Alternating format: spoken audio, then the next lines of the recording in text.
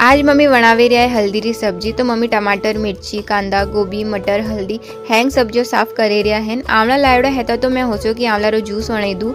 तो हेंगो पहला मैं आवला ने धोई दिया, विन पासे काटनो चालू कीधो, बीज निकाल दीधा एक पाड़े।